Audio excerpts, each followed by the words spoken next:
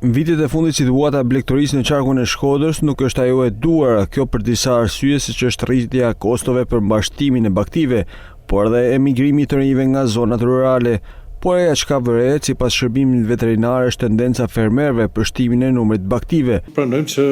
ka rrëmje të numrit krerëve në fjalë nga viti në vit, por shoh disa nuanca pozitive për sepekt konceptet që kanë fermerët, domethënë jo më një fermer, domethënë të mbajnë një lop, një dele, një dhi, por ka tendencë se shumë fermerë kanë bërë aplikime për sa për licencave, të tentojnë me fjalë të kalojnë në numër më të madh krerësh.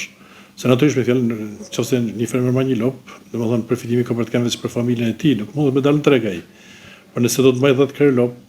ose 50 krerë lop, domethënë atëherë ka mundësi të dalë në treg edhe jeton normalisht me një profesion që është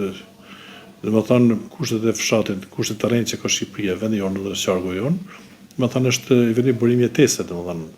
Ndërkohë qeveria vjen të jetë në mbështetje të fermerëve me subvencione, ndërsa janë shtuar edhe aplikimet për të bërë përfituesi granteve. Këtë vit me fjalë është zbatuar skema që përse përket zgjedhjeve për çdo krerë lop nga 10 deri në 50 krerë, shteti ka financuar ose është në proces përfundimit të 100.000 lekë vjetër ose 10.000 lekë të reja për çdo krerë. Dhe në rast se një fermer për shkak ka më shumë se 50 krerë për pjesën shtesë, shteti financon me 50% të kësaj vlere.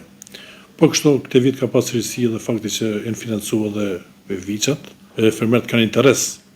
përse për këtyre skemave. Ndërkohë pak ditë më parë u bë dhe hapja e tregjeve si dhe lëvizja e lirë e kafshëve të imta, të cilët për një periudhë disa mujore u karantinuan si shkak i mortajës së ruminantëve të vegjël, e cila përfshiu qarkun e Shkodrës, ku shkaktoi dëmën në disa ferma.